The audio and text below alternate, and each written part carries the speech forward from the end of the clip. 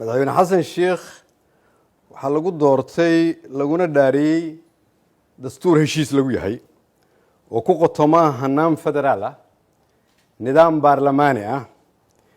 iyo doorasho la isla ogol yahay oo 4 sanaba dalka marka dhacda waxa ayaan daro ah inay Soomaaliya maanta ku jirto firaaq dastuuri ah maadaama uu madaxweynuhu isku dayay inuu cutubyo kamid ah dastuurkii heshiiska lagu ahaa ee 2012 uu bedelo si baalmarsan hanaanka wax ka bedelka dastuurka nasiib daro dastuurkii dalka iyo dadka Soomaaliyeed isku hayay maanta waa kala dhantaalan yahay dalkana waxaa nasiib daro dastuur oo ah rabitaanka madaxweyne xasan sheekh 35 sano ka hor waxaa dawladnimadii Soomaaliya galaaftay hogaamiye Soomaaliyeed oo laalay dastuurkii heshiiska lagu ahaa xukunkana isku dhajiyay 8 bilood iyo 26 maalmood ayaa galabta ka dhiman madaxweynaha madaxweyne xasan sheekh waxaana iyadoo ay madaxweynaha u hartay muddadaas kooban aan weli heshiis laga ahayn doorashada heer federaal ee soo socota taas oo dalka iyo dadka Soomaaliyeed iyo dawladnimadaba u horseedi karta khilaaf hor leh iyo hubanti la'aan siyaasadeed waxaa sidoo kale magaalada Muqdisho ka socda diiwaangelin doorasho aan heshiis lagu ahayn kuna qotonta qasab qori iyo qafaal waxaa maanta khatar ku jira midnimada dalka waxaa go'ay xiriirkii ka dhaxeeyay dawladda federaalka iyo dawlad goboleedyada Puntland iyo Jubbaland oo ay colaadisay dawladda madaxweyne xasan sheekh taas oo nasiib daro horseeday kala irdhow siyaasadeed khilaaf hor leh halisna ku ah dalka iyo geedi socodka dawladnimada gaar ahaan isku haynta iyo midnimada ummadda Soomaaliyeed waxaa qaybo kamid ah gobolada dalka maanta ka aloosan xasarado iyo colaado ay ka wado dawladda madaxweyne xasan sheekh waxaana ayaan daro ah in askar Soomaaliyeed oo loo carbiyay ilaalinta nabadgelyada iyo la dagaalanka khawaarijta ay iyagu dhexdooda maanta dagaalamayaan dhufaysna ay isugu jiraan gaar ahaan gobolka Gedo waxaa maanta sidoo kale xaalad adag ku jira ganacsiyada iyo dhaqaalaha dalka waxaa haawanaya suuqyada ganacsiga waxaana dalka dibadiisa maalgashiyo ku sameynaya ganacsatada Soomaaliyeed oo hantidooda kala cararaya duruufaha qalafsan ee dawladda hadda jirta dalka ka abuurtay waxaa xusid mudan in nidaamka dawladda hadda jira oo uu hormuud ka yahay madaxweyne xasan sheekh in nidaamka ay dalka ku hogaaminayaan awgeed inay dadkii Soomaaliyeed ka sii hayaamayaan dalka ay u guurayaan dalal shisheeye halka ay dhalinyaradii Soomaaliyeed badaha ku la'anayaan iyagoo raadinaya nolol iyo rajo ka duwan tan caawa ka jirta magaalada Muqdisho madaxweyne xasan sheekh waxaa xilka lagu aaminay iyadoo degmo waax iyo xaafad kasta oo ka tirsan caasimadda dalka ay dawladdu ku leedahay dhul dan guud ah waxaa musiibo qaran ah in madaxweynaha dalku uu maanta si suuq madow ah ku iibinayo dhulkii danta guud qoray caaradiisna ku barakicinaya shacabkii danyarta ahaa ee ku noolaa dhulalkaas waxaana xusid mudan in dhulkii danta guud lagu sii ballaarinayo dhul ay leeyihiin dad shacab ah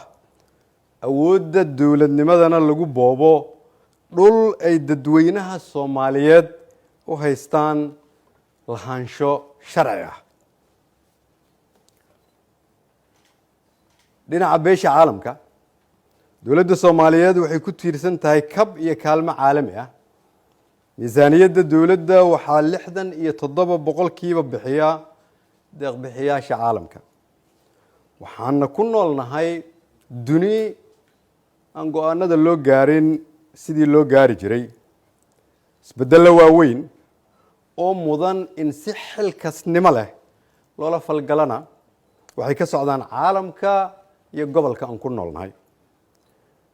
waxaa sidaas daraaddeed ilaa hadda la baadi goobayaa quusna laga taagan yahay dhaqaalihii lagu bixin lahaa ciidamada nabad ilaalinta ee loo qoondeeyey Soomaaliya, maadaama uu musuqmaasuq iyo habdhaqanka dowladda hadda jirta ee uu hogaamiyey madaxweyne xasan sheekh ay horseedeen inay dunidu ka sii aamin baxayaan dowladnimada Soomaaliya. waxaa sidoo kale xusid mudan in mashaariicdii horumarineed ee hay-adaha caalamiga ah u qoondeeyeen Soomaaliya ay badankood fulintoodii fashilmeen, maadaama aanay dowladdu lahayn karti iyo hufnaan ay ku fuliso, taasoo horseeday in lacag $5 bilyan ah ku dhow ay dib ugu noqoto deeq-bixiyaasha caalamiga ah. walaalayaal, dalkeenna iyo dadkeenna laxjeclo badan ayaa naga haysa, waana damqinaysaa, lamana aqbali karo inaan maalin walba aragno hooyo Soomaaliyeed oo danyar ah oo madaxweyne xasan sheekh ka barakicinayo dhulkii ay ku nooleed. waana damqinaysaa, lamana aqbali karo inaan maalin walba aragno dhulkii danta guud oo lagu xaraashayo suuqa madow, lagana saarayo diiwaanka hantida qaranka. sidoo kalena la boobayo dhul ay leeyihiin muwaadiniin Soomaaliyeed iyadoo loo xoog sheeganayo loona adeegsanayo awood dowladeed. waana damqinaysaa, lamana aqbali karo in argagixisadu la wareegto dhul aan ku weynay halyeeye qaran, halka ay dowladduna ku mashquulsan tahay in dhulkii danta guud ay kala wareegto shacab tabaalaysan oo ay shacabkaas ugu badan yihiin qoysaska ciidamada dalka difaacaya habeen iyo maalin. waa taageersannahay shaqada ay wadaan ciidamadu,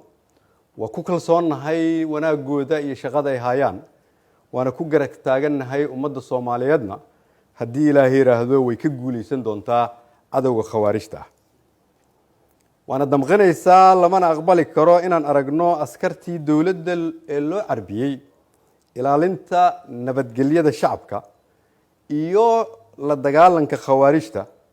oo loo adeegsanayo barakicinta danyarta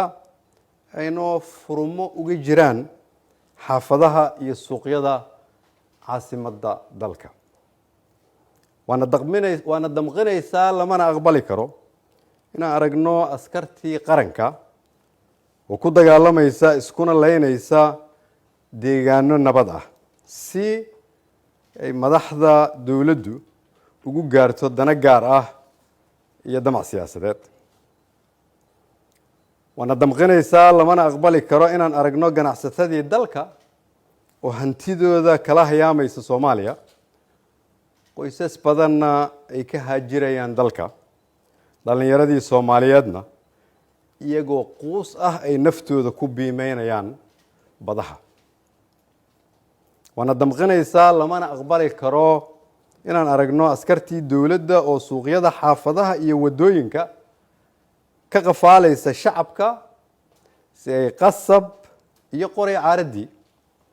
dadweynaha Soomaaliyeed ee ku dhaqan magaalada Muqdisho ugu diiwaan geliyaan.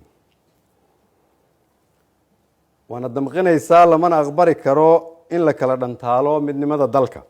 lana abuuro tafaraaruq iyo khilaaf hor leh oo lagu kala geynayo ummadda Soomaaliyeed iyo wadajirkeeda. waana damqinaysaa, lamana aqbali karo in dhaqankii dowladnimada Soomaaliyeed loo rogo yaa xoog leh dowladdana ku xiran, dowladnimaduna ay u sii xuub siibanayso musuq maasuq xarkaha goostay. ugu dambeyntii waxaan leeyahay madaxweynaha wixii aan annaga iyo adiga innagoo halkan aan taaganahay hadda anigu taaganahay wadajir wada taagan aan dalkan horey ugu qaadi weynay kana diidnay madaxweynihii adiga kaa horreeyey adigana lagaa yeeli maayo.